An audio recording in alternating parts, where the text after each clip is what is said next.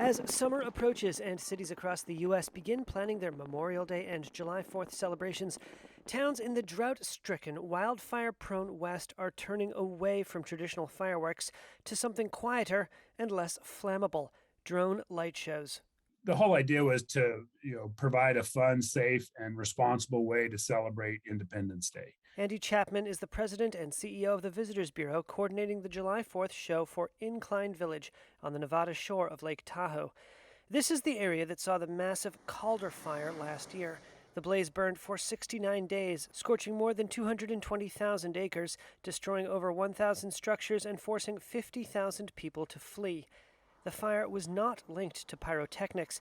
Still, Chapman said the switch to drones this year reflected worries that they're living in a tinderbox. There's 5 or 6 fire chiefs around the region up here, and particularly ours in the Incline Village, Crystal Bay area. And he was very supportive of this move, really just given the fire issues that we've had. In his opinion, he wasn't even sure if he'd be able to permit a firework show this summer, just based on everything, relatively low snow year this year. So the moistures are already being sucked out of the environment and things are drying out pretty quickly already. And again, we were ahead of that, regardless of what happened this winter. But I think it was just a little bit of a cap on top of that discussion and decision. A typical drone show has no bombs bursting in air, but dozens or hundreds of tiny lit flying machines choreographed to music. This footage from firm Sky Elements drone shows in Dallas depicts the stars and stripes transforming into the flag of Texas.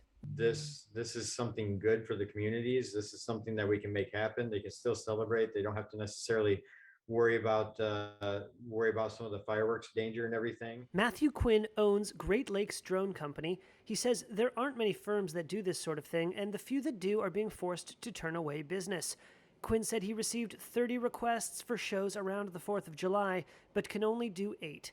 He said he prioritizes communities with greater fire risk. We purposely, starting back in 2019, we purposely stopped booking shows east of the Mississippi and give everybody the first opportunity out west to book shows with us because of the fire danger applications that are out there. The dozens of July 4th drone shows scheduled this year amount to a fraction of the 16,000 displays that the fireworks industry estimates it will put on for the holiday. And that industry doesn't really think a bunch of buzzing robots will replace aerial explosions.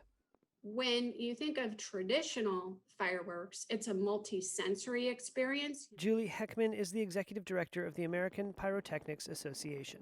We want to see them burst in the sky. We want to hear them. We want to feel that concussion in our chest. And if we're close enough, we might just smell the smoke. Where drones, you have a visual effect, but you don't get that multi-sensory experience.